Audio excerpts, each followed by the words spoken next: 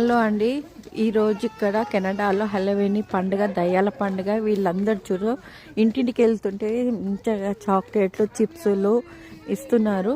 పెద్దవాళ్ళకైనా కూడా ఇస్తున్నారు, కొంతమంది ఇవ్వట్లేరు. చూడండి, ఇక్కడ ఏ ఇంటి ముందట లైట్లు వేసి ఉంటాయో ఆ ఇంటి ముందటికి వెళ్ళి మనము డోర్ దగ్గర నిల్చుంటే చాలు, వాళ్ళే చాక్లెట్లు ఇస్తున్నారు. ఇక్కడ ప్రతి ఇయరు ఇలా దయ్యాల పండుగని చేసుకుంటారు. చాలా ఎంజాయ్మెంట్ ఉంటుంది వాళ్ళకి. ఎంత హ్యాపీగా అంటే మనకి ఇండియాలో దసరా, దీపావళి ఎలానో ఇక్కడ ఇది వీళ్ళకి వెరీ వెరీ ఫేవరెట్ పండుగ. సో ఇక్కడ పేరెంట్స్ కూడా చిన్నపిల్లలతో తీసుకొని వచ్చారు. చూడండి, ఇక్కడ లైట్ కనిపిస్తుంది, వాళ్ళు ఇచ్చారు. మేము ఇట్లా రౌండ్ సర్కిల్ చేసేసి ఇప్పుడు అవుట్ సైడ్ అంటే బయటికి వెళ్తున్నాము. చూడండి, పిల్లలు చిన్న చిన్న బట్టలు, వీళ్ళ పేరెంట్స్. ఇప్పుడు మేము బయటకు వెళ్తున్నాం, తర్వాత చూపిస్తాను. చూడండి, ఇప్పుడు అక్కడ కూడా వాళ్ళకి ఇస్తున్నారు. ఎంత బాగుంది, బ్యూటిఫుల్ హౌస్. ఇది ఒకటి కమ్యూనిటీ హాలు. మొత్తం లోపల ఇల్లులు ఉంటాయి. ఏంటంటే ఇక్కడ చూడండి, చిన్న గేట్ ఓపెన్ చేసి పెద్ద గేట్ అయితే క్లోజ్ చేసి ఉన్నది. ఇది లోపల. ఇట్లాంటిది ఇంకొకటి సైడ్ ఉన్నది. అది ఒకటి చూడండి, రోడ్డు మీద ఎలా వస్తున్నారు. మోస్ట్లీ వాళ్ళ లక్ అనుకోవాలి. ఎందుకనంటే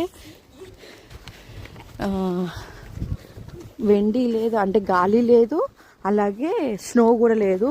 అది ఉంటే ఈ మాత్రమైనా మేము నడవలేకపోయేటోళ్ళము. చూడండి,